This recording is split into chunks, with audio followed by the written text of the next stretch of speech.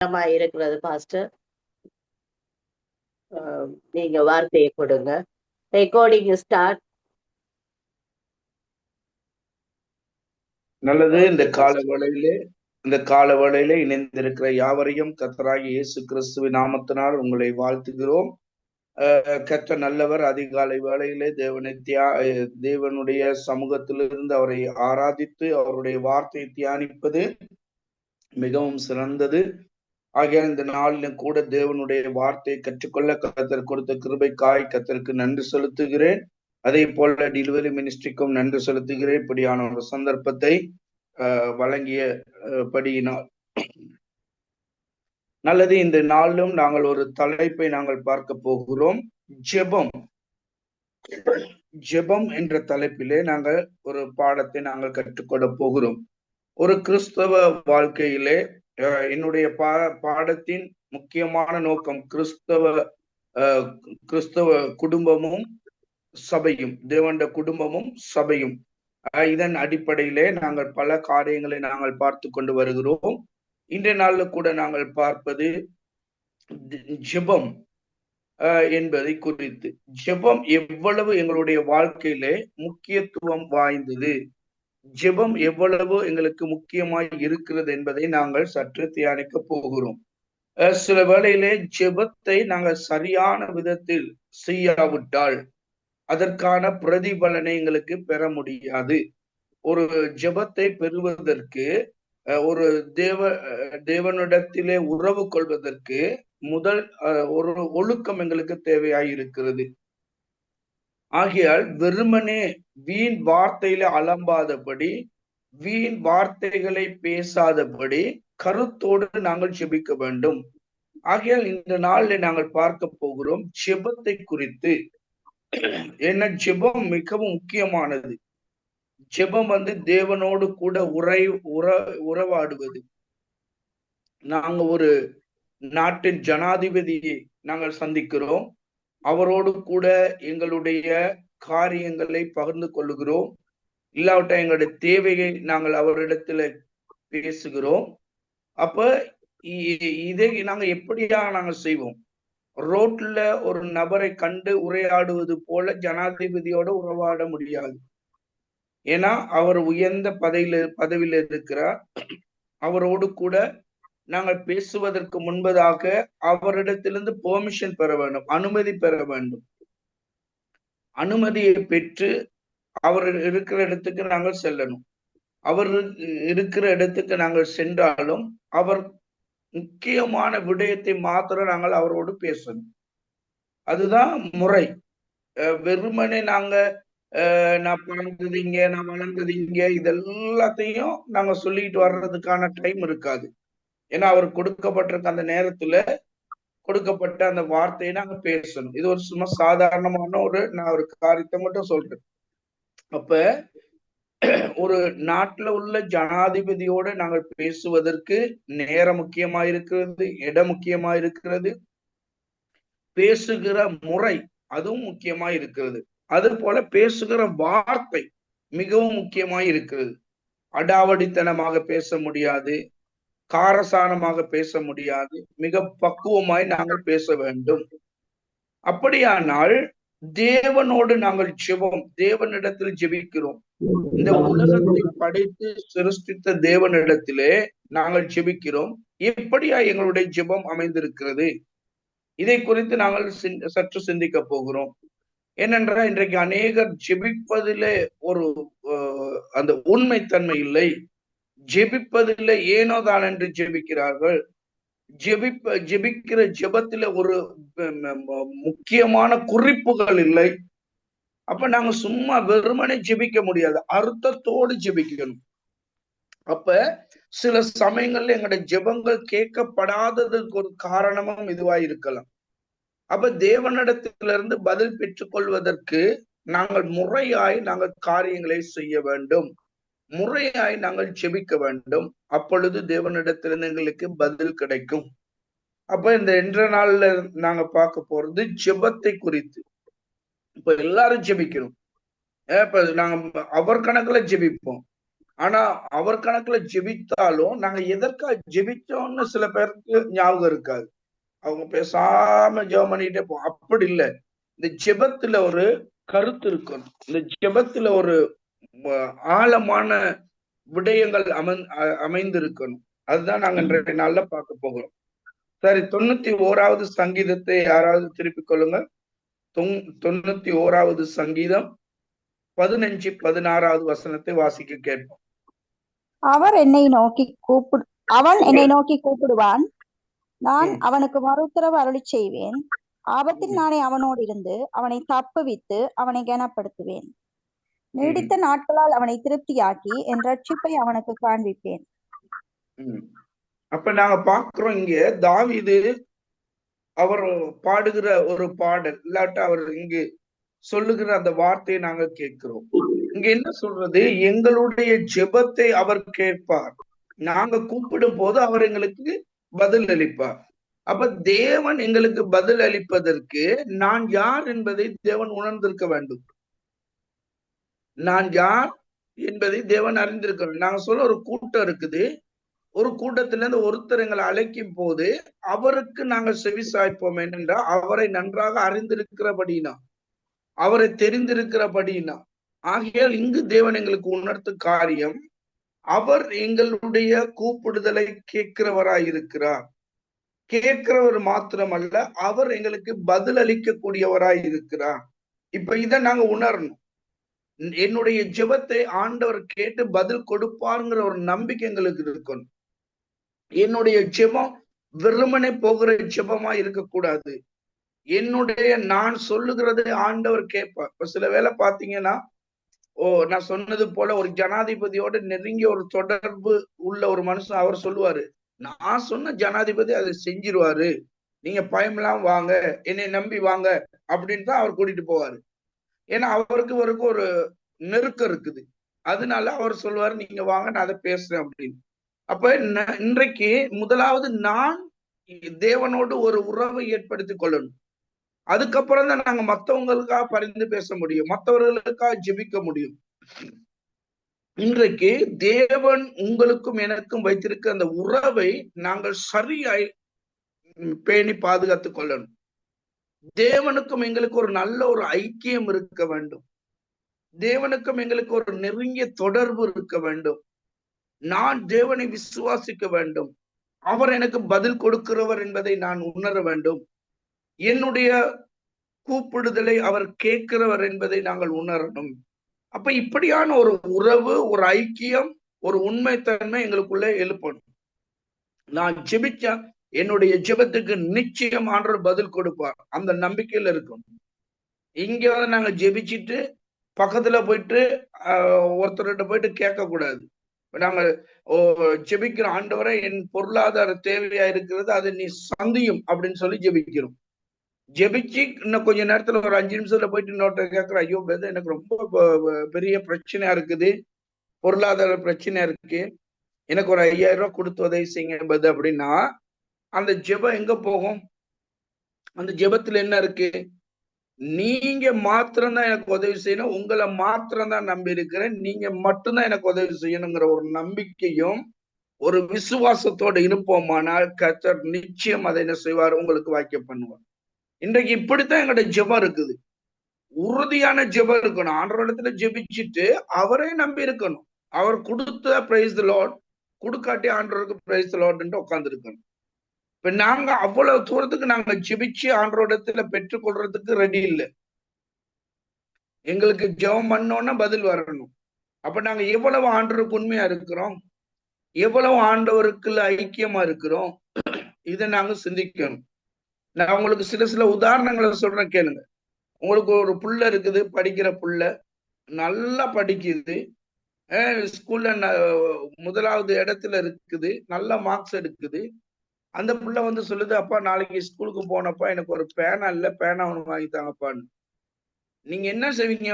உடனே அந்த பிள்ளைக்கு எப்படியாவது ஒரு பேனா வாங்கி கொடுப்பீங்க. காரணம் என்னன்னா, அந்த புள்ள படிக்கிற புள்ள, அதை படிக்குதுங்கிறது எங்களுக்கு தெரியுது.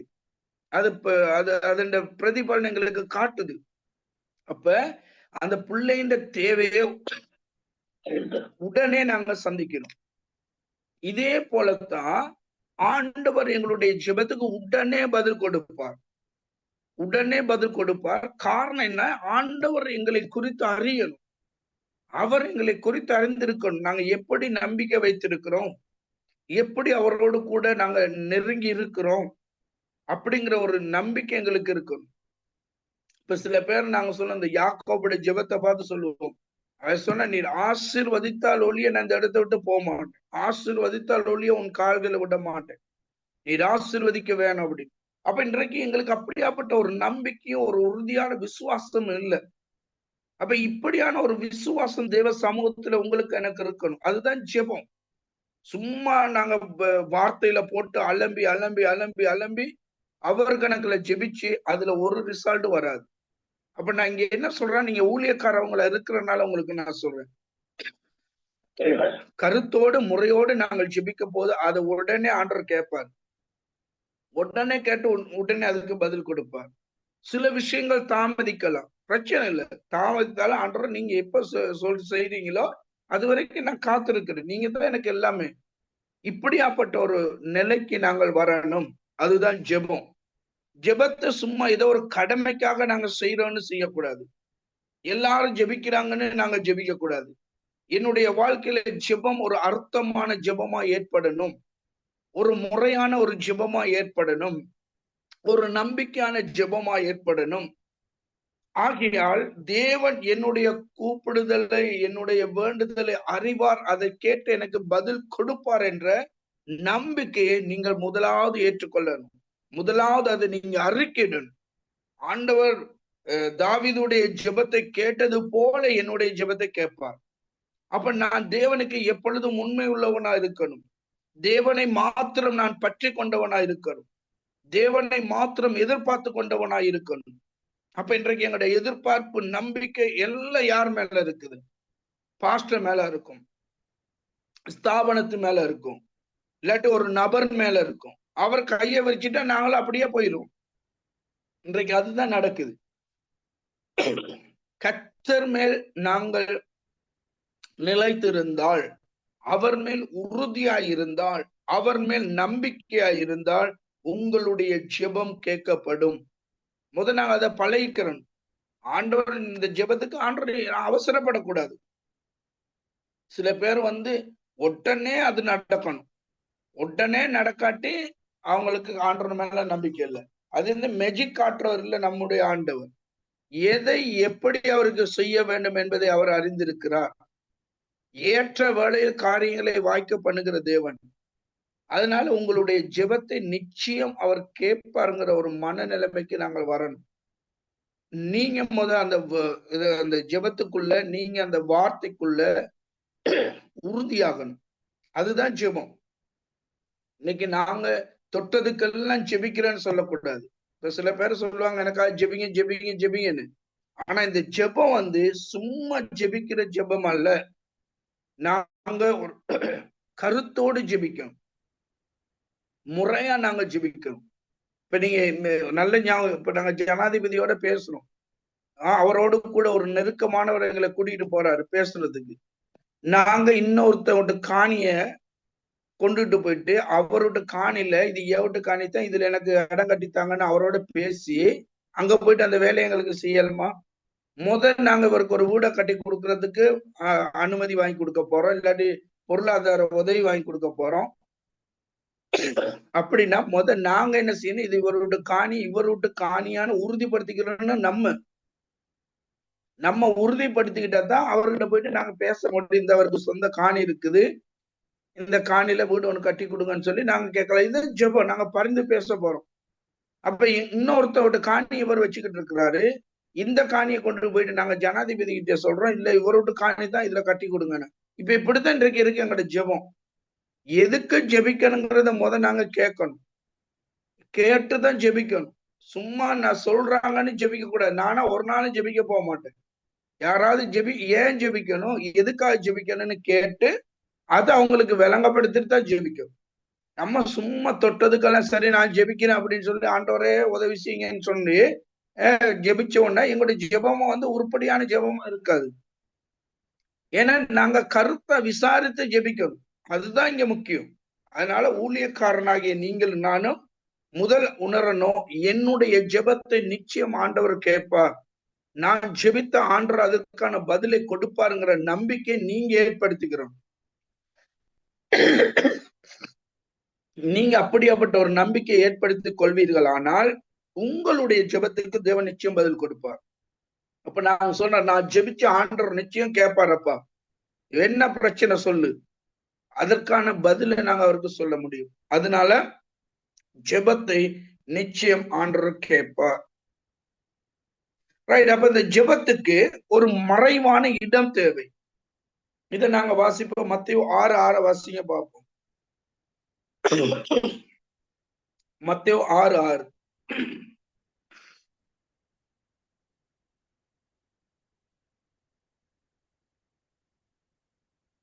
யாராவது வாசிக்கிறீங்களா? மத்தேயு 6வது அதிகாரம் 6வது வசனம். நீயோ ஜெபம் பண்ணும் போது உன் அறை வீட்டுக்குள் பிரவேசித்து உன் கதவை பூட்டி அந்தரங்கத்தில் இருக்கிற உன் பிதாவை நோக்கி ஜெபம் பண்ணு. அப்பொழுது அந்தரங்கத்தில் பார்க்கிற உன் பிதா வெளியரங்கமாய் உனக்கு பலன் அளிப்பார். ஆமென். அப்ப நீங்க பாத்தீங்கன்னா மறைவான ஒரு இடம் தேவை. அப்ப இங்க நாங்க என்னன்னா, ஆண்டவர் ஏன் இந்த சொல்றாருன்னா, இன்றைக்கு நாங்க சபையில ஜெபிப்பாங்க, வீட்டுல ஜெபிக்க மாட்டாங்க. மத்த இடங்கள்ல ஜெபிப்பாங்க, நமக்குன்னு ஒரு தனிப்பட்ட இடம் ஒன்று இருக்காது ஜெபத்துக்கு. இந்த ஒரு ஆண்டவருடைய பணியில இருக்கிறவர்கள், ஆண்டவரோடு கூட நெருக்கம் உள்ளவர்கள் ஒரு தனி இடத்தை நாங்கள் ஆயத்தம் பண்ணி வைத்துக் கொள்ள வேண்டும். இந்த தனி இடத்திலிருந்து தேவனை நோக்கி நாங்கள் ஜெபிக்க வேண்டும்.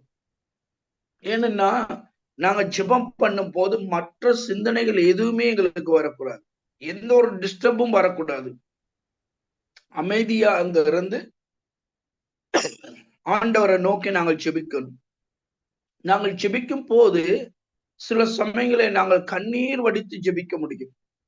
சில சமயங்கள் எங்கட மனதில் இருக்கிற காரியங்களை மனதை திறந்து ஜெபிக்க முடியும்.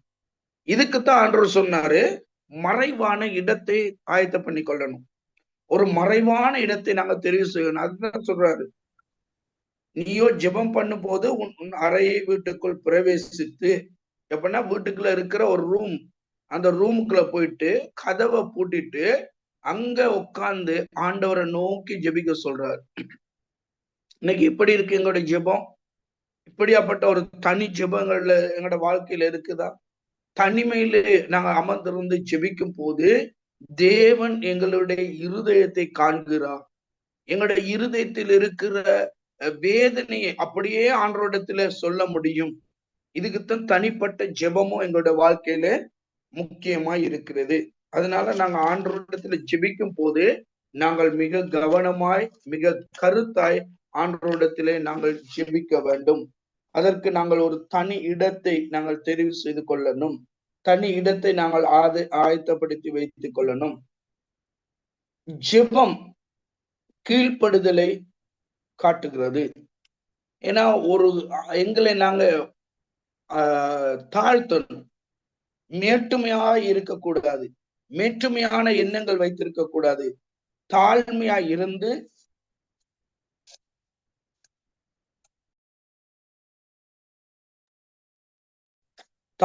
இருந்து தேவனை நோக்கி நாங்கள் ஜெபிக்கணும். தனிமையில இருக்கும் போது ஒரு தாழ்மை எங்களுக்கு வரும். என்னுடைய இருதயத்துல இருக்கிறது எல்லாத்தையும் அவரிடத்திலே சொல்ல முடியும். அப்ப ஆண்டவர் விரும்புகிற காரியம் தனிமையிலே நாங்கள் இருப்பது. அப்ப இந்த தனிமையாய் நாங்க போயிட்டு ஒரு இடத்துல இருக்கும் போது அந்த இடத்துல யார் இருக்கிறாரு? ஆண்டவர் நம்மோடு கூட இருக்கிறார். அப்ப உங்களுடைய விண்ணப்பத்தையும் உங்களுடைய வேதனையும் காணவும் கேட்கவும் தேவன் ஆயத்தமாய் இருக்கிறார். அப்ப நாங்க தனிப்பட்ட முறையிலே தேவ சமூகத்திலே அமர்ந்திருந்து நாங்கள் ஜெபிக்க வேண்டும். அதுல நாங்க பார்ப்போம். 5வது வசனத்தை வாசிப்போம். 6:5. அன்றியும் நீ ஜெபம் பண்ணும்போது மாயக்காரரை போலிருக்க வேண்டாம். மனுஷர் காணும்படியாக அவர்கள் ஜெப ஆலயங்களிலும் வீதிகளிலும் சந்திகளிலும் நின்று ஜெபம் பண்ண விரும்புகிறார்கள். அவர்கள் தங்கள் பலனை அடைந்து தீர்ந்ததென்று மெய்யாகவே உங்களுக்கு சொல்லுகிறேன். நீயோ ஜெபம் பண்ணும் போது உன் அறை வீட்டுக்குள் பிரவேசித்து உன் கதவை பூட்டி அந்தரங்கத்தில் இருக்கிற உன் பிதாவை நோக்கி ஜெபம் பண்ணு. அப்பொழுது அந்தரங்கத்தில் பார்க்கிற உன் பிதா வெளியரங்கமாய் உனக்கு பலனளிப்பார். அப்ப நாங்க இங்க பாக்குறோம், சரியான நேரம் ஒன்று இருக்கணும். நினைச்ச நேரம் இப்படி இருக்க ஆண்டவரை ஆராதிப்பதற்கு நாங்க சரியான நேரத்தை ஒதுக்கி வைக்கணும். அது ஒரு அர்ப்பணிப்பா வச்சிருக்கணும். அப்ப நான் சொன்னேன், இப்ப நீங்க டக்குனு நான் சொல்ற இந்த உதாரணத்தையும் மறந்துடாதீங்க. ஜனாதிபதியை சந்திக்க போறோம், நினைச்ச நேரம் போயிட்டு சந்திக்கலுமா? அவர் மக்களுக்கான ஒரு பிரதிநிதி தான், மக்களுடைய வேண்டுதலை கேட்கிறவர் தான், மக்களுக்காக பதில் கொடுக்கிறவர் தான். இப்படின்னு சொல்லி எப்ப வேணாலும் 12 மணிக்கு நான் வாரேன் உங்களை சந்திக்கணும் அப்படின்னு சொல்லிடுமா? முடியாது. அப்ப ஒரு நாட்டுல இருக்கிற ஒரு ஜனாதிபதியை சந்திப்பதற்கு ஒரு நேரம் இருக்கிறது. அதே போல எங்களுடைய வாழ்க்கையில தேவன் எப்ப நீங்க ஜெபிச்சாலும் அதை கேட்பாரு, அதுல எந்த மாற்றம் இல்லை. ஆனா என்னுடைய வாழ்க்கையில தேவனுக்கும் எனக்கும் ஒரு தொடர்பு ஏற்படுவதற்கு நாங்கள் ஒரு நேரத்தை ஒதுக்கி வைத்திருக்கணும். அந்த நேரத்தை நாங்கள் சரியாய் தேவனுக்கு அர்ப்பணிக்கணும். அப்ப இப்படி ஒரு நேரத்தை ஒதுக்கி வைத்திருந்தால் மாத்திரமே தேவ சமூகத்துல அமர்ந்திருக்க முடியும். இப்ப எங்களுக்கு தெரியும், இப்ப நாங்க சொல்லுவோம் காலையில 4 மணில இருந்து 5 மணி வரைக்கும் ஜெபம்னா அந்த நேரத்துல நாங்க எந்த காரியத்திலும் ஈடுபட கூடாது. நான் போன சைலன்ஸ்ல போட்டுட்டுதான் ஜெபத்துக்கு போவேன். ஜெபம் பண்றதுக்கு போன சைலன்ஸ்ல போட்டு போன எங்கேயாவது வச்சுட்டு நான் போயிட்டு என் ஆபீஸ்ல போயிட்டு நான் உட்காந்து ஆண்டவரோட இடத்துல ஜெபிக்க ஆரம்பிப்பேன். ஏன்னா இன்னைக்கு எங்களுக்கு சரியான நேரம் ரொம்ப முக்கியமா இருக்குது. அப்ப நாங்க என்ன செய்யறோம், ஜெபத்துக்கு போற நேரம் பைபிளோட கொண்டு போறோமோ இல்லையோ தெரியாது, செல்போனை கொண்டு போயிடும். ஜெபத்துக்கும் செல்போனுக்கும் எந்த தொடர்புமே இல்லை. அதை கொண்டு போயிட்டு பக்கத்துல வச்சு வைப்ரேட்ட போட்ட உடனே அது டுருன்னு ஒண்ணு, அப்புறம் ஆண்டரை கொஞ்சம் இருங்க நான் இது கேட்டுவாரு. இங்க கேட்டோன்னே ஏதாவது ஒரு பிரச்சனை வந்த உடனே இதை தூக்கி தலையில வச்சுக்கிட்டு நாங்க அங்கிட்டு ஓடுவோம். ஜெபம் பண்ணும் போது எங்க இந்த பிரச்சனை எல்லாம் எங்ககிட்ட வந்திருக்கும், பிரச்சனை எல்லாம் எங்களுக்கு ஞாபகமாகிட்டு இருக்கும். அதனால தேவ சமூகத்துல நாங்கள் உரையாடும் போது செல்போன் கண்டிப்பா கொண்டு வரக்கூடாது. நான் எத்தனையோ ஜனாதிபதி அவங்களை எல்லாம் சந்திக்கிறதுக்கு எனக்கு சந்தர்ப்பம் கிடைச்சிருக்கு, நான் போயிருக்கேன். போகும்போது முதலாவது அந்த செக்யூரிட்டில எங்கிட்ட செல்போன் அவர்கிட்ட பாரம் கொடுத்துட்டு தான் போகணும், உள்ளுக்கு கொண்டு அலோட் பண்ண மாட்டாங்க. அப்ப அவரை சந்திக்க போற நேரம் செக்யூரிட்டி எங்கள்கிட்ட போனை கொடுத்துட்டு சும்மாதான் உள்ளுக்கு போகணும். பார்லிமெண்ட் உள்ளுக்கு போகும்போது அப்படிதான் போனை கொடுத்துட்டு தான் போகணும். அப்ப ஏன்னா இது அங்க டிஸ்டர்ப் ஆகிருக்க கூடாது, இது வேற காரியத்தை அங்க செஞ்சிடக்கூடாது, இதனால ஒரு பிரச்சனை ஏற்படக்கூடாதுங்கிறதுக்காக அவங்க ஒரு சாதாரண ஒரு மனுஷனோட உரையாடுவதற்கு அப்படியான விதிமுறை எல்லாம் போட்டு வச்சிருக்கிறாங்க. அப்ப இன்னைக்கு நாங்க எங்களுடைய ஜெபத்துல எப்படி இருக்கிறோம், ஜெபத்துல எப்படி இருக்கிறோம்னு சிந்திச்சு பாருங்க. இன்னைக்கு நிறைய பேரு ஒரு அறை வீட்டுக்குள்ள போயிட்டு கதவை போட்டுட்டு உட்கார்ந்து இருக்கிறதே பயமா இருக்குது. எப்படி அவன் போயிட்டு என்ன போன்ல என்ன செஞ்சுக்கிட்டு இருப்பான்னு தெரியாது. சில பேர் நீங்க பாத்தீங்கன்னா செல்போன் டொய்லெட்டுக்கும் போக வேண்டியதா வந்துருச்சு. டொய்லெட்டுக்கு போனாலும் செல்போனை தூக்கிட்டு போறாங்க. சில பேர் எங்க போனாலும் இந்த செல்போனை மிஸ் பண்றதே இல்லை. அப்படியா ஒரு காலகட்டத்துக்கு வந்திருக்கும். அப்ப இங்க என்னன்னா தேவனோடு உரையாடுவதற்கு ஒரு குறிப்பிட்ட நேரத்தை நாங்கள் ஒதுக்கி வைத்துக் கொள்ளணும். சில சமயத்துல அந்த நேரத்துக்கு எங்களுக்கு ஜெபிக்க முடியாம போலாம், ஆனாலும் அது டிஸ்டர்ப் இல்லாத ஒரு நேரத்தை நாங்கள் ஒதுக்கி வைக்கணும். அதுதான் அதிகாலை வேலை. அதிகாலை வேலையில எந்த ஒரு டிஸ்டர்ப் இருக்காது. உண்மையில இந்த டெலிவரி மினிஸ்டருக்கு நாங்க நன்றி செலுத்தணும். ஏன்னா காலையில 4 மணில இருந்து இந்த ஜெபம் ஓடிக்கிட்டு இருக்கு. அப்ப 4 மணில இருந்து நாங்க ஆண்டவரோட சமூகத்துல உட்கார்ந்து இருக்கும் போது நாங்க எங்கேயும் போகாம தேவ சமூகத்துல உட்கார்ந்து ஆண்டவரோட ஆராதித்து இதை அர்ப்பணிக்கணும். சும்மா ஒரு கடமைக்காக இருக்கக்கூடாது. சும்மா இதுல வந்தோம், இந்த குரூப்ல லிங்க் ஆயிட்டோம் அப்படின்னு சொல்லி உட்கார்ந்துருந்தா யாரை ஏமாத்துறோம் நாங்க? டெலிவரி மினிஸ்ட்ரியா, பாஸ்டர் ரொஷானையா, யாரை ஏமாத்துறோம்? கடவுளை ஏமாத்துறதுக்கு முன்பதாக நாமளே ஏமாத்திக்கிறோம். இதுதான் உண்மை. அப்ப நான் ஆண்டவருடைய சமூகத்துக்கு வரும்போது நான் தெளிவா வரணும். நான் ஆண்டவரோட நேரத்தை செலவழிக்க போறேன், நான் அதை சரியா செய்யலைன்னு சொன்னா ஆண்டவர் அதை பார்த்துக்கிட்டு இருக்காரு. அப்ப என்னுடைய ஜெபம் ஒரு அர்ப்பணிப்பு இல்லாத ஜெபமா இருக்கும். அதனால நேரங்கிறது முக்கியம். நீங்க எந்த நேரம் ஆண்டவரை ஜெபிக்கிறதுக்கு ஆயத்த பண்ணி வச்சிருக்கீங்களோ அந்த நேரத்தை ஆண்டவருக்காக கொடுக்க கற்றுக்கொள்ளுங்க. அந்த நேரத்தை ஆண்டவருக்கு கொடுப்பதற்கு பழகி கொள்ளுங்க. அதனால வீதியில போற நேரம் அப்படி எல்லாம் ஜெபிக்கிறேன், அதெல்லாம் பிரச்சனை இல்லை. சில பேர் பைக்ல, நானும் பைக்ல எல்லாம் போடுறாரு ஜெபிச்சுட்டு போயிருக்கேன். ஆமா, ஆனா இதே என் வாழ்க்கைக்கு போதும்னு இருக்க முடியாது.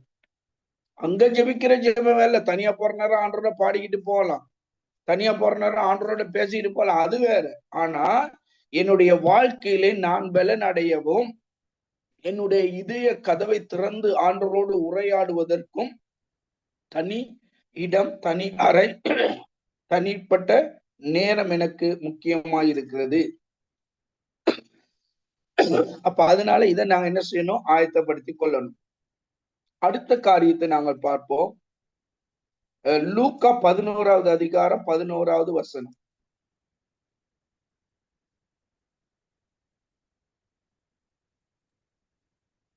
லூக்கா 11:11 வாசிப்போம்.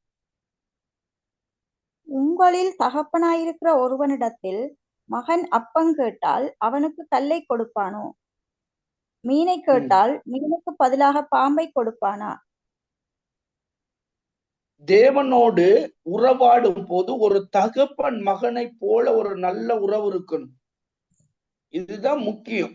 அப்ப தேவ சமூகத்துல, தேவனிடத்துல, ஒரு தகப்பனிடத்துல நாங்க போயிட்டு மீனை கேட்டா அது பதில வேற ஏதாவது கொடுப்பாரா? இல்ல, அவர் நிச்சயம் அவர் மீன் எங்களுக்கு கொடுப்பாரு. அதே போல உங்களுடைய ஜெபம் தேவன் கேட்டதை உங்களுக்கு கொடுப்பார். நீங்க எபேசிய புத்தகத்துல பாத்தீங்கன்னா ஆண்டவர் சொல்றார், நினைப்பதற்கும் ஜெபிப்பதற்கும் மேலா அவர் செய்யறவர்.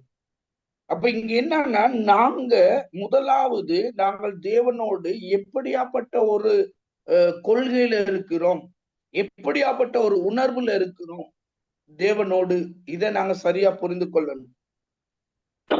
அதனால ஒரு தகப்பன் இடத்துல கேட்கறது போல கேட்கணும். தகப்பன் எங்களுடைய இருதயத்தை அறிகிறவரா இருக்கிறார். ஆகையால் மனதை திறந்து அவரிடத்தில் நாங்கள் ஜெபிக்க நாங்கள் கற்றுக்கொள்ளணும். 12வது வசனத்தை வாசிப்போம்.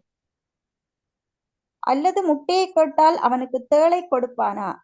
பொல்லாதவர்களாகிய நீங்கள் உங்கள் பிள்ளைகளுக்கு நல்ல ஈவுகளை கொடுக்க அறிந்திருக்கும் போது பரமபிதாவானவர் தம்மிடத்தில் வேண்டிக் கொள்ளுகிறவர்களுக்கு பரிசுத்த ஆவியை கொடுப்பது அதிக நிச்சயம் அல்ல.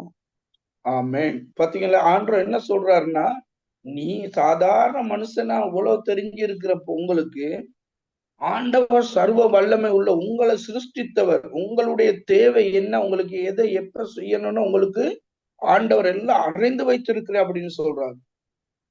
அப்ப இதை நான் உணரணும்.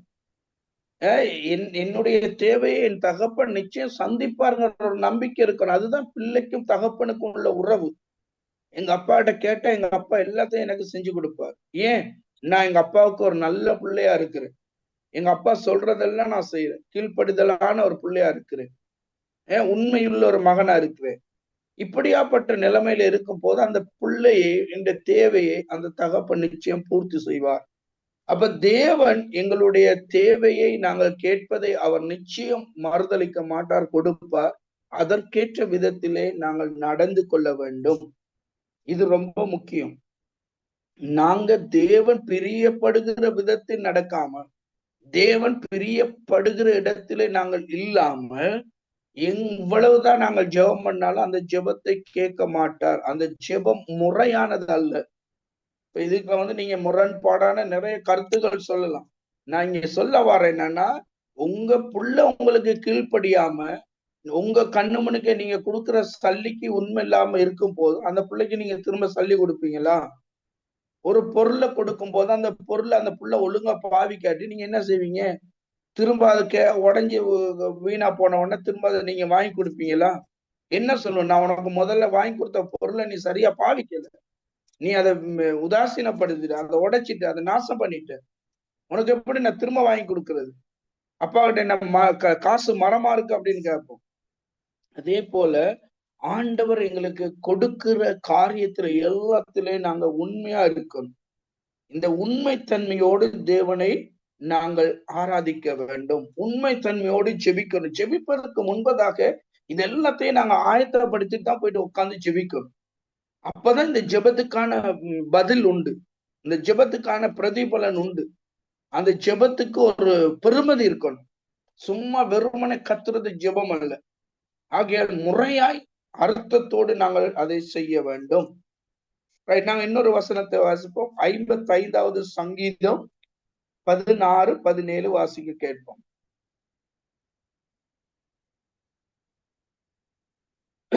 தேவன் செவி கொடுப்பார் என்ற நம்பிக்கை இருக்கணும். வாசிங்க. 55, 15, 16 ஓ, மரணம் அவர்களை 16, தொடர்ந்து 17. நானோ தேவனை நோக்கி கூப்பிடுவேன், கர்த்தர் என்னை இரட்சிப்பார். அந்திசந்தி மத்தியான வேளைகளிலும் நான் தியானம் பண்ணி முறையிடுவேன், அவர் என் சத்தத்தை கேட்பார். 17.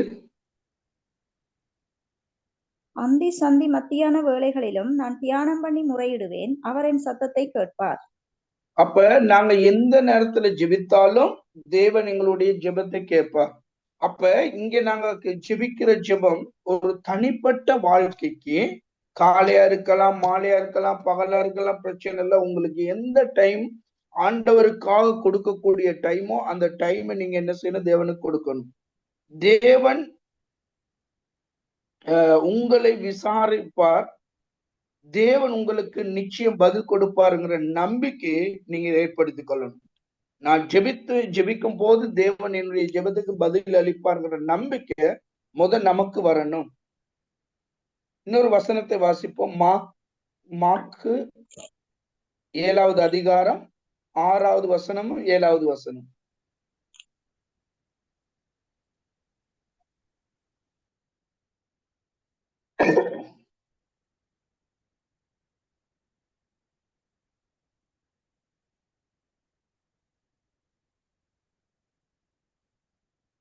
மாற்கு 7வது அதிகாரம் 6வது வசனமும் 7வது வசனமும் வாசிக்க கேட்போமா?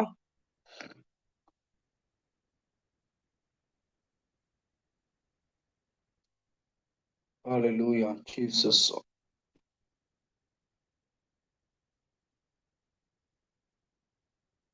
ஒருத்தரை காணா, தூங்கிட்டீங்களா?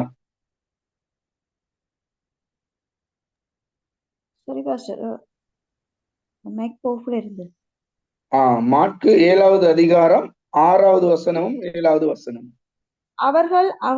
அவர்களுக்கு அவர் பிரதியுத்தரமாக, இந்த ஜனங்கள் தங்கள் உதடுகளினால் என்னை கனம் பண்ணுகிறார்கள், அவர்கள் இருதயமோ எனக்கு தூரமாய் விலகி இருக்கிறது என்றும், மனுஷருடைய கற்பனைகளை உபதேசங்களாக போதித்து வீணா எனக்கு ஆராதனை செய்கிறார்கள் என்றும் எழுதியிருக்கிற பிரகாரம் மாயக்காரராகிய உங்களை குறித்து ஏசாயா நன்றாய் தீர்க்க தரிசனம் சொல்லி இருக்கிறான். அப்ப இங்க பாத்தீங்கன்னா எப்படி ஜெபம் இருக்கிறது? மாயக்காரரை போல உதடுகளை ஜெபிக்கிறாங்க. இன்னைக்கு அநேகருடைய ஜெபம் அங்கீகரிக்கப்படாத ஒரு ஜெபமா இருக்கிறது. ஏன்னா நாங்க அந்த சும்மா மத்தவங்க ஜெபிக்கிறது போல நாங்க ஜெபிக்கிறோம், அர்த்தம் இல்லாம ஜெபிக்கிறோம். அதுதான் வீண் வார்த்தையில கொட்டக்கூடாது. ஒரு நாளும் நாங்க இப்படியான ஜெபம் மாயக்காரரை போல ஜெபிக்க கூடாது, ஏமாத்துகிற மனிதனை போல ஜெபிக்க கூடாது, வஞ்சகக்காரனை போல நாங்கள் ஜெபிக்க கூடாது. நாங்கள் தெளிவாய் தெளிந்த புத்தி உள்ளவர்களாய் கருத்தோடு நாங்கள் ஜெபிக்கணுமா? அதுதான் முக்கியம். அப்ப இன்றைக்கு ஜெபம் தேவன் கேட்டு அதற்கேற்ற பலனை கொடுக்கணும்னா, அதற்கேற்ற பிரதிபலனை அவர் கொடுக்கணும்னா, என்னுடைய ஜெபம் எப்படி அமைந்திருக்க வேண்டும் என்று வேத வசனம் சொல்லப்படுகிறது. இது நான் ஊழியக்காரன் தான். நாங்க ஊழியம் செய்யற ஊழியக்காரர்கள் ஜெபத்தை நன்றாக புரிந்து ஜெபிக்கணும். நாங்க பெரிய அவர் கணக்குல நீங்க ஒரு 5 நிமிஷத்துல ஜெபிக்கலாம், அந்த ஜெபத்துல இருக்கணும் அர்த்தம், அந்த ஜெபத்துல இருக்கணும் உண்மைதான். அதுதான் முக்கியம். இன்னைக்கு நாங்க சில பேர் சொல்லுவாங்க, நான் அவர் கணக்குல ஜெபிக்கிறேன் பாஸ்டர். அவர் கணக்குல எதற்காக ஜெபிக்கிறோம்? ஏன் அப்படி நாங்க ஜெபிக்கிறோம்? அப்ப நாங்க பாட்டு படிக்கிறதெல்லாம் ஜெபத்துல போயிடும் இல்ல. நான் பாடல் வேறையா துதி வேறையா நான் செய்யறேன். வேதத்தை கற்றுக்கொள்றது அது வேற நேரம். நான் வேதத்தை கற்றுக்கொள்றதுக்கு அது நாங்க வேறையா நாங்க பார்ப்போம். அப்ப இது எல்லாத்தையும் நாங்க என்ன செய்யணும்? வேதத்தை நாங்க சரியாய் பகிர்ந்து கொள்ளணும். இப்ப நாங்க ஜெபங்கிறது தேவனோடு பேசுவதை குறித்து நாங்கள் பார்க்கிறோம். உதடினால் செய்கிறது ஜெபம் அல்ல, மற்றவர்கள் செய்கிறது போல செய்கிறது அல்ல, நாங்க முறையாய் நாங்கள் செய்யணும். நாங்க இன்னொரு வசனத்தை வாசிப்போம். சங்கீதம் 34வது சங்கீதம் 1 முதல் 4 வசனத்தை.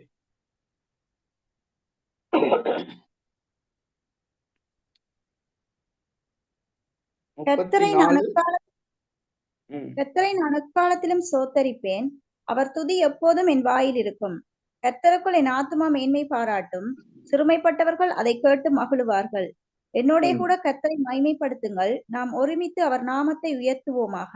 நான் கர்த்தரை தேடினேன், அவர் எனக்கு செவி கொடுத்து என்னுடைய எல்லா பயத்துக்கும் என்னை நீங்களாக்கி விட்டார். பாத்தீங்கன்னா, இப்ப நாங்க ஜெபிக்க போது சிறுமைப்பட்டவர்கள் ஆறுதல் அடையணும். அப்படிதான் எங்களுடைய ஜெபம் இருக்கும். அந்த ஜெபத்துல நாங்க ஜெபிக்கும் போது இந்த ஜெபத்துல ஒரு உறுதி வரணும்.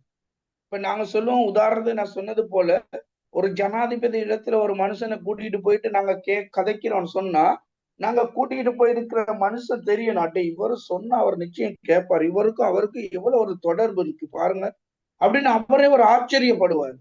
அதுதான் இங்கேயும்.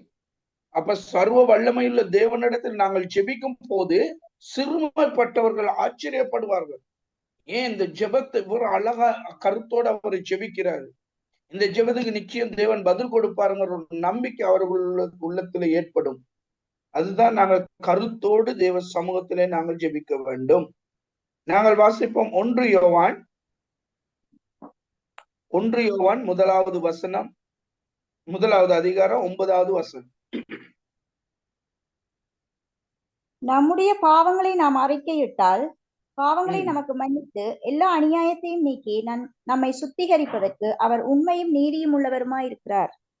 ஆமென். முதலாவது எங்களை நாங்க சுத்திகரிக்கணும். இதுக்குத்தான் நான் சொன்னேன் அறை வீட்டுக்கு போகணும்னு. எங்களுடைய அறைக்குள் போயிட்டு கதவை பூட்டி கொண்டு எங்களை நாங்கள் சுத்தப்படுத்தணும். எங்களுடைய பாவமான கண்கள், பாவமான எண்ணங்கள், பாவமான வார்த்தைகள், இத ஒவ்வொரு நாளும் தேவ சமூகத்திலிருந்து நாங்க அறிக்கையிடணும். இத நாங்க ரோட்ல போயில சொல்லலுமா? சபையில நீங்க கேட்டிருக்கீங்களா யாராவது அப்படி ஜெபிக்கிறது? ஆண்டவரே நான் பாவம் செஞ்சுட்டு, ஆண்டவரே என் பாவத்தை மன்னிங்க ஆண்டவர், அப்படி யாராவது ஜெபிச்சு கேட்டிருக்கீங்களா? நானும் உலகால ஊழியம் செய்யறேன், யாருமே அப்படி ஜெபிச்சு கேட்டதே இல்லை.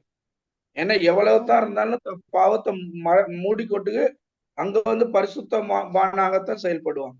அப்ப ஒரு அறை வீட்டுக்குள்ள போய் முழங்கால் படியிட்டு ஜெபிக்கும் போது அநேக காரியங்களை தேவனுங்களுக்கு உணர்த்துவார்.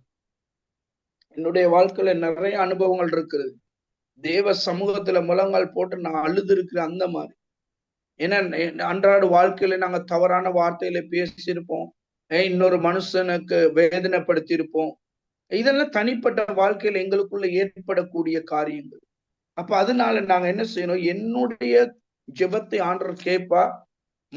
நான் என்னை சரிப்படுத்திக் கொள்ளணும். என்னுடைய குறைவுகளை நான் நிறைவுபடுத்திக் கொள்ளணும்.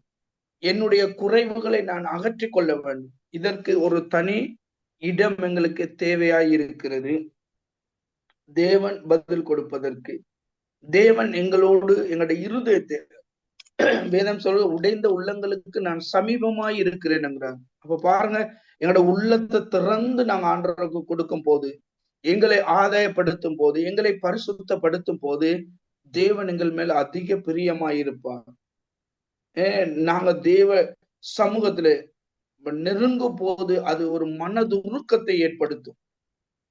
நீங்க பாருங்க, உங்களோட பிள்ளை வந்து உங்களை உங்க மடியில அமர்ந்திருந்து, ஐயோ அம்மா நான் தவறு செஞ்சிட்டேம்மா, என்னை மன்னிச்சுக்கிறேங்க அம்மா அப்படின்னு சொல்லும் போது உங்க மனம் எப்படி உருகும்?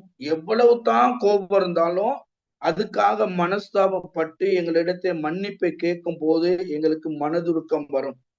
அதே போல தேவன் எங்களுடைய குறைவுகளை நாங்கள் நிறைவாக்கி கொள்ள முயற்சிக்கும் போது தேவன் மனதுருகிற தெய்வமாயிருக்கிறார். நாங்கள் வாசிப்போம், மத்தேயு 7:7 வாசிப்போம்.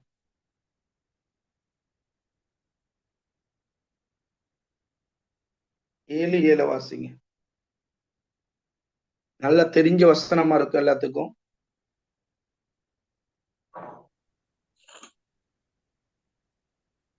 கேளுங்கள் அப்பொழுது உங்களுக்கு கொடுக்கப்படும், தேடுங்கள் அப்பொழுது கண்டடைவீர்கள், தட்டுங்கள் அப்பொழுது உங்களுக்கு திறக்கப்படும். ஆமா, யாருக்கு இதெல்லாம் நடக்கும்னு கேட்டா, இப்ப நாங்க நிறைய பேர் நினைக்கிறது என்னன்னா, கேளுங்க, கேட்ட உடனே அவர் கொடுத்துருவாரு. அப்ப இது இங்க வந்து ரொம்ப ஆழமான விஷயம் இருக்கு. இப்ப இந்த வசனத்தை நாங்க கேட்கும் போது, இந்த வசனத்தை நாங்கள் வாசிக்கும் போது 1 யோவான் 1:9 நாங்க வாசிச்சிருக்கோம். 1 யோவான் 1:9 என்ன சொல்லுது?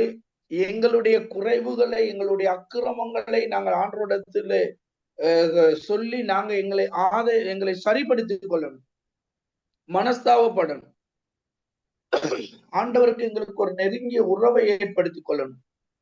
அப்ப ஆண்டவரத்தில் நாங்கள் நெருங்கும் போது ஆண்டவர் என்ன செய்யறார்? அதற்கான பதிலை கொடுக்கிறார். அப்ப ஆண்டவரிடத்துல நாங்க எங்களுடைய தவறை உணர்ந்துட்டோம், இனி தவறு செய்ய மாட்டோங்கிறோம், இனி சரியா இருப்பேங்கிறோம். இப்படியாய் சொல்லும் போது ஆண்டவர் சொல்றாரு, கேளுங்கள் அப்பொழுது உங்களுக்கு கொடுக்கப்படும். அப்ப எங்களுடைய ஜெபத்துக்கு பதில் வரும். நாங்கள் மனஸ்தாபப்படணும், எங்களுடைய காரியங்களிலே நாங்கள் எங்களை ஆயத்தப்படுத்திக் கொள்ள வேண்டும், எங்களை நாங்கள் சரி செய்து கொள்ள வேண்டும். இந்த சரி செய்து கொள்ளும் போதுதான் நாங்கள் தேர்ச்சிப்படுவோம். என்னுடைய ஊழியத்தின் வாழ்க்கையில எல்லாம் அநேக சந்தர்ப்பங்களில விழுந்த சந்தர்ப்பங்கள் உண்டு, குறைவுபட்ட சந்தர்ப்பங்கள் உண்டு, தவறான காரியங்கள் செய்த சந்தர்ப்பங்கள் உண்டு. ஆனா இது எல்லாத்தையும் தேவன் ஒவ்வொரு நாளும் உணர்த்தி கொண்டே வருவார். ஏன்னா தேவனுக்கு எங்களுக்கும் உறவு இருக்கும் போது அவர் பேசுவார். அப்ப இந்த காரியங்கள் எல்லாம் தேவ சமூகத்துல உட்கார்ந்து அழுது ஜெபம் பண்ணி ஆண்டவரிடத்துல நாங்கள் சரி செய்து தேவனுக்கும் எனக்கு ஒரு நல்ல உறவை கட்டி எழுப்பும் போது அவர் உடனடியாக தேவன் எங்களுக்கு பதில் கொடுக்கிறார். உடனடியாக தேவன் எங்களுடைய வேண்டுதலை நிறைவேற்றுகிறார். இது உண்மையிலே ஒரு முக்கியமான ஒரு காரியம். தேவனோடு சில சமயங்கள்ல நாங்க விழுகிற சந்தர்ப்பங்கள் உண்டு. ஊழியக்காரவங்களும் அப்படித்தான், விசுவாசிகள் அப்படித்தான். ஏன்னா சில வேளையில எங்களோட ஆவிக்குரிய வாழ்க்கை எந்த நாளும் நாங்க பரிசுத்தமாவே வாழணும் அப்படின்னு சொன்னா அதுக்கு சொல்ல பச்சை பொய்ன்ட்டு. எங்கட வாழ்க்கையில தவறுகள் வருகிறது உண்டு. தவறு செய்யாதமே யாருமே இருக்க முடியாது. அப்ப நாங்க சும்மா சொல்றோம், நானே எந்த தவறுமே செய்யறது இல்லைன்னு சொல்றோம், அதே ஒரு தவறு தான். ஆனா நாங்க என்ன செய்யறோம்? நான் குறைவு உள்ளவன், நான் தவறு செய்கிறவன், தவறு நடந்துரும், தெரியாம அறியாம எதிர்பாராத விஷயமாக இதெல்லாம் நடப்பது உண்டு. ஆனாலும் நான் என்ன செய்யறேன்னா, என்னுடைய அறை வீட்டுக்குள் சென்று என்னை ரகசியமாய் பார்க்கிற தேவனிடத்திலே என்னுடைய பிரச்சனைகளை நான் சொல்லி, என்னுடைய குறைவுகளை சொல்லி அவருக்கும் எனக்கும் ஒரு ஐக்கியத்தை உருவாக்கி கொள்கிறேன். என்னை நான் சரிப்படுத்துகிறேன், என்னை நான் பரிசுத்தப்படுத்திக் கொள்ளுகிறேன், என்னை தேற்றிக் கொள்ளுகின்றேன். நாங்க இதெல்லாம் செய்யும் போது அவர் எங்களை தேற்றி எங்களை பலப்படுத்தக்கூடியவரா இருக்கிறார். அப்பொழுது என்ன சொல்றாரு? நீங்கள் ஜெபிக்கும் போது, நீங்கள் கேட்கும் போது அது உங்களுக்கு கொடுக்கப்படும். நீங்க என்னத்தை கேட்கிறீங்களோ அது உங்களுக்கு கொடுக்கப்படும். யாருக்கு கொடுக்கப்படும்? கீழ்ப்படிதலான பிள்ளைகளுக்கு கொடுக்கப்படும். தகப்பனுடைய குரலை கேட்டு அதன்படி நடக்கிற பிள்ளைகளுக்கு அதெல்லாம் கொடுக்கப்படும். அதே போல தேவன் உங்களுக்கும் அப்படியான காரியங்களை செய்ய வல்லவராயிருக்கிறார். நாங்க இன்னொரு வசனத்தை வாசிப்போம். எபேசியர் 5வது அதிகாரம் 4வது வசனம். எபேசியர் 5:4.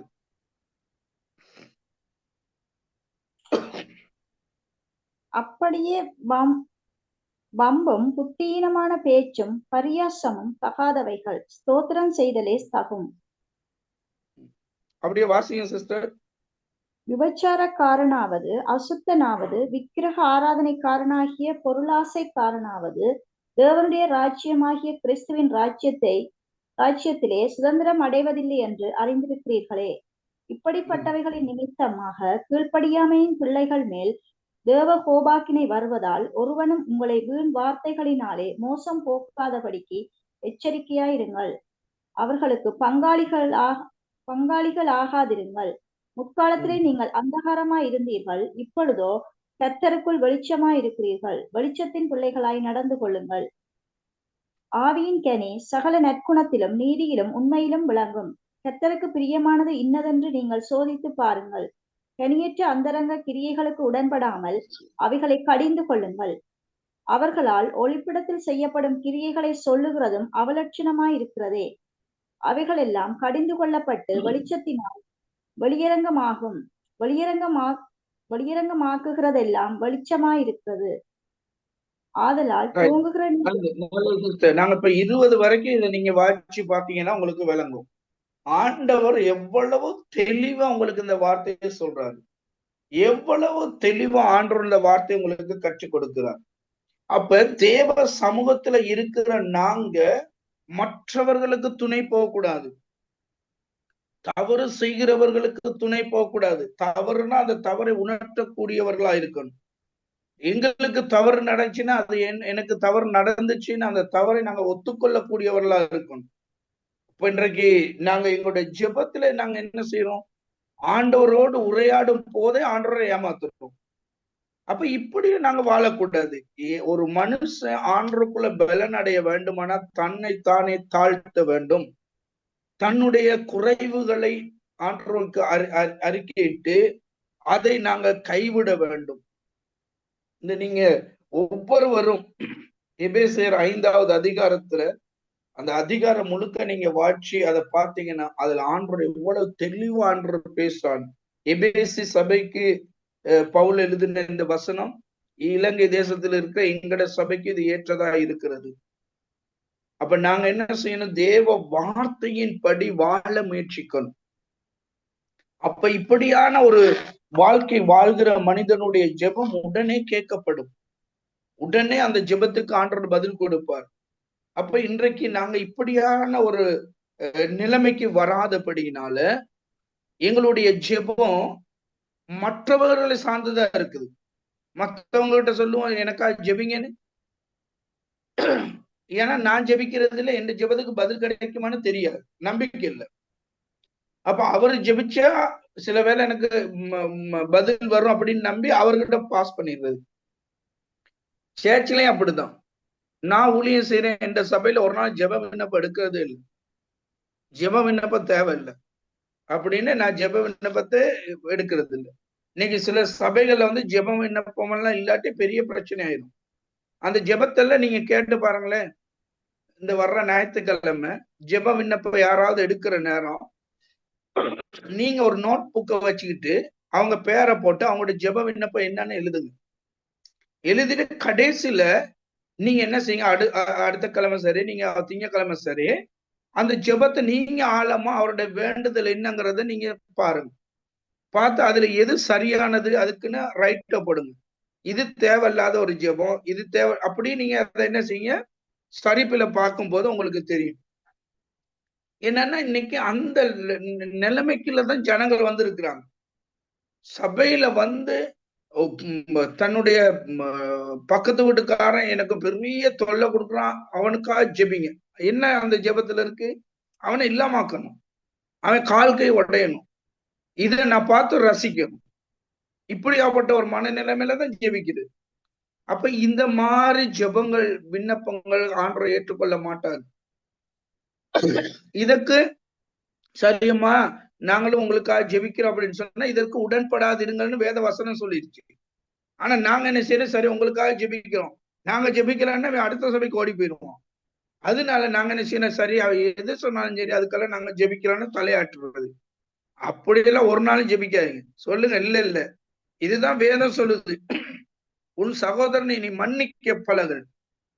உனக்கு அவன் எவ்வளவு கெடுதல் செஞ்சிருக்கலாம் பரவாயில்ல, உனக்கு எவ்வளவு அவன் தீங்கு செஞ்சிருக்கான் பரவாயில்ல, நீ மன்னி. அதுதான் முக்கியம்.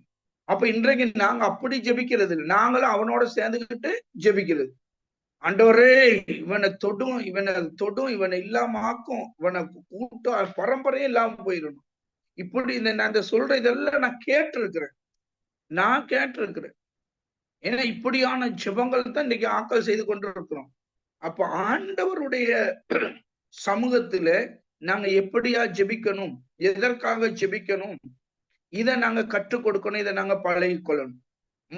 எங்களுடைய வாழ்க்கையை மாறணும். அப்ப நாங்க கேட்பதற்கு முன்பதாக ஆண்டவர் கொடுப்பாருங்கிற அந்த நம்பிக்கை எங்களுக்குள்ள வரும்.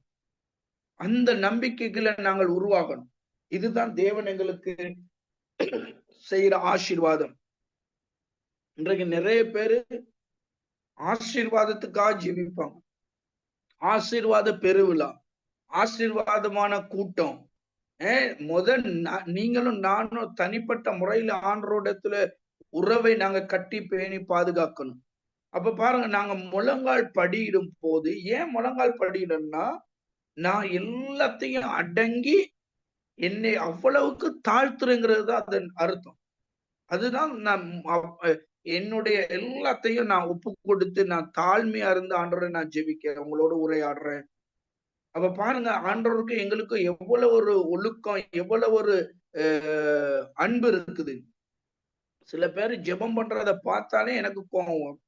ஏன்னா அந்த ஜெபத்துல ஒரு ஒண்ணுமே இருக்காது. வீண் வார்த்தையில உதட்டுல ஜெபிக்கிற ஜெபங்கள், உள்ளத்துல இருந்து ஜெபிக்கிற ஆவியில நிறைந்து ஜெபிக்கிற ஜெபங்கள், அது இன்னொருத்தர் இருதயத்தை அசைக்கும். ஒருத்தர் ஜெபம் பண்ணும் போது அந்த ஜெபம் ஒரு வித்தியாசமான காரியத்தை ஏற்படுத்தும். அப்ப அதனால ஜெபம்ங்கிறது ரொம்ப முக்கியமானது. தேவன் ஒவ்வொருவரை ஆசிர்வதிப்பாராக. உங்களுக்கு ஏதாவது கேள்விகள் இருக்குமானால் தயவு செய்து கேளுங்க. சிலவேளை நீங்க வேற விதத்துல கற்றுக்கொண்டிருக்கலாம்.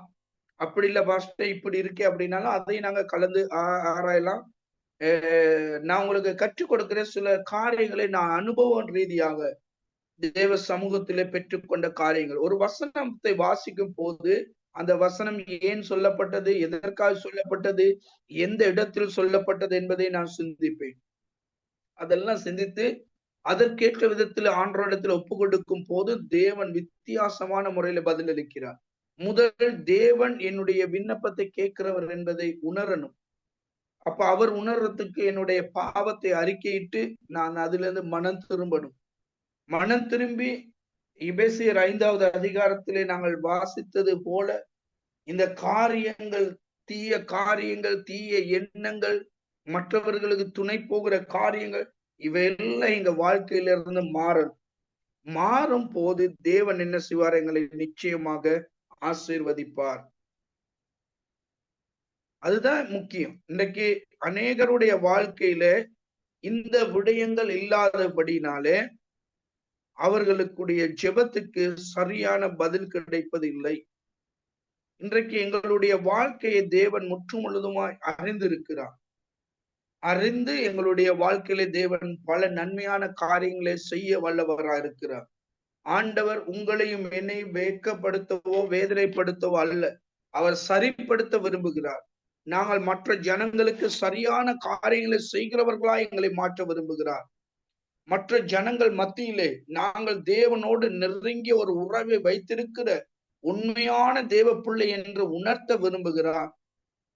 உங்களை அர்ப்பணிங்க, உங்களோட வாழ்க்கை அர்ப்பணிங்க.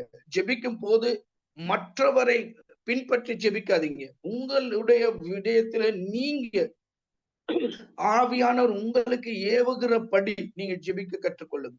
ஆவியானவர் உங்களுக்கு வெளிப்படுத்தின காரியங்களை பேச பழகுங்க. இப்படியாய் காரியங்களை செய்யும் போது கர்த்தர் வித்தியாசமான விதத்தை உங்களை வழி நடத்துவார். நாங்க ஜெபத்துல அவர் ஜெபிக்கிறது போல நான் ஜெபிக்கணும்னு தேவையில்லை. நான் ஜெபிக்க கற்றுக்கொள்ளுகிறேன் வேத வசனத்தின் படி. அதுதான் முக்கியம். வேத வசனத்தின் படி நாங்க கற்றுக்கொள்ளணும். வேத வசனத்தை கற்றுக்கொள்ளும் போது ஆவியானவர் எங்களை வழி நடத்துவார். அப்படியானால் எனக்கு அன்பானவர்களே, தேவன் உங்களை அளவுக்கு அதிகமாய் நேசிக்கிறார். நாங்க எல்லாரும் கற்றுக்கொள்ள ஆசைப்படணும். எங்களுடைய தவறை நிவர்த்தி செய்ய நாங்கள் ஆசைப்படணும். கர்த்தர் நிச்சயமா உங்களோட வாழ்க்கையில, உங்களோட ஊழியத்திலே, உங்களோட குடும்பத்திலே பெரிதோர் காரியத்தை செய்வார். இது தேவ ரகசியம். இந்த ரகசியத்தை நாங்கள் பெற்றுக்கொள்ள தேவ சமூகத்தில் அமர்ந்திருக்கணும். மேட்டுமையான எண்ணத்தை வைத்து மற்றவர்களை நியாயம் தீர்க்கிற எண்ணத்தில் நாங்கள் இருந்து ஒரு நாள் கற்றுக்கொள்ள முடியாது. ஒரு நாள் எங்களுக்கு சரியான வழியிலே நடக்க முடியாது. என்னுடைய குறைவு என்ன, நான் எங்கு சரி செய்யணும், இதே சிந்திக்கிற மனிதன் எப்பொழுதும் ஒரு சிறந்த ஒரு மனிதனாக மாறுவான். ஊழியத்தில் இருக்கலாம், ஆவிக்குரிய வாழ்க்கையில இருக்கலாம், எல்லா விதத்திலும் நாங்கள் சிறந்ததோர் வாழ்க்கை வாழ்வதற்கு தேவன் உங்களுக்கும் எனக்கும் உதவி செய்வார். அப்படியானால் இந்த வேத வசனத்தின் அடிப்படையிலே உங்களுடைய வாழ்க்கையிலே நான் எப்படி ஜெபிக்க வேண்டும் என்பதை நாங்கள் கற்றுக்கொள்வோம். நான் தொடர்ந்து இதை கற்றுக் கொடுக்க விரும்புகிறேன். இன்னொரு ஜெபத்தை குறித்து இன்னும் அநேகமான காரியங்களை நாங்கள் பேசலாம். அடுத்த பாடத்திலே நாங்கள் இதை கற்றுக்கொள்வோம். தொடர்ந்து வாங்க, மிஸ் பண்ணாம. இதை கற்றுக்கொள்வது மூலமா உங்களுடைய வாழ்க்கை ஆசீர்வதிக்கப்படும். கற்றுக்கொள்வது மூலமா தேவன் உங்களுடைய வாழ்க்கையில பெரிய காரியங்களை செய்வார்.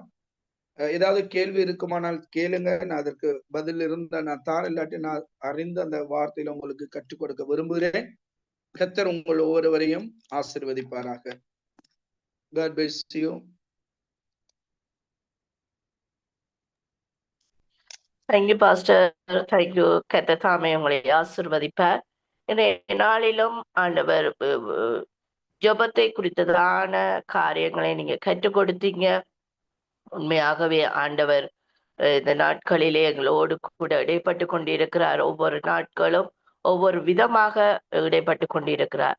நாங்கள் உண்மையாக அவருடைய சமூகத்திலே நாங்கள் எங்களை ஆராய்ந்து பார்த்து எங்களுடைய எல்லா குறைவுகளையும் அவரிடத்திலே, பலவீனங்களையும் அவரிடத்திலே ஒப்பு கொடுத்து நாங்கள் கேட்கிற பொழுது கர்த்தர் நிச்சயமாகவே எங்களுக்கு தருவார் என்று சொல்லி எங்களுக்கு நீங்க கற்றுக் கொடுத்தீங்க.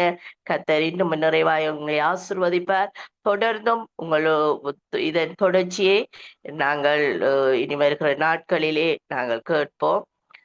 அப்படியாக நாங்கள் பாஸ்டருக்காக ஜெபி. மஞ்சுளா சிஸ்டர், விஜய் பிரதர் இருக்கிறீங்களா?